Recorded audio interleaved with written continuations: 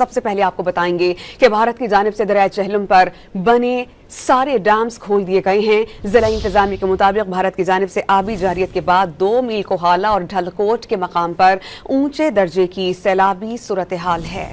सैलाबी rally में गाड़ी और बकरियां फंस गई हैं। मजीद जानते हैं डॉन न्यूज के नुमाइंदे हनीफ तर्क से। जी हनीफ, बताइएगा इस वक्त क्या सूरत हाल है? भारत की जानिब से आबी दहशतगर्दी का पहला जो नतीजा आया है उसमें दरिया झेलम उड़ी डैम 1 और उड़ी डैम 2 जो मकबूजा इलाके में बनाया गया है उससे अचानक 22 से 25 हजार क्यूसिक पानी का भाव दरिया झेलम पर छोड़ा गया है, जिससे उसके तमाम मलिका आबादी जो आजाद कश्मीर डिस्ट्रिक्ट मुजफ्फराबाद के आते हैं उधर एक सैलाबी सूरत हाल पैदा हो गई है। और जिला इंतजामिया ने फौरी तौर पर अलर्ट भी जारी किया है कि लोग जो हैं वो महफूज मकामात की तरफ जाएं, दरिया के करीब ना जाएं।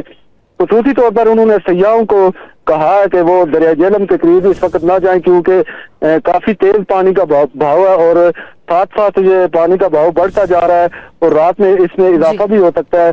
लेकिन एक चीज मैं आपको बताता चलूं कि आजाद कश्मीर के जो लोग हैं, मुल्का आबादी के जो लोग हैं, उनके अंदर काफी ज्यादा कोई टेंस नहीं है और उन लोगों का कहना है कि भारत में अगर किसी किस्म की कोई मिस एडवेंचर करने की कोशिश की तो वो अपनी मुसल्लह अफवाज के शाना बशाना खड़े और किसी किस्म का कोई दबाव नहीं है।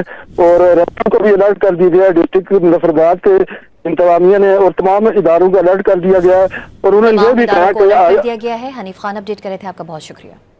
आपको बताएं कि भारत की जानिब से दरियाए झेलम पर बने सारे डैम खोल दिए गए हैं। जिला इंतजामिया के मुताबिक भारत की जानिब से आबी जारियत के बाद 2 मील कोहाला और ढलकोट के मकाम पर ऊंचे दर्जे की सैलाबी सूरत हाल है।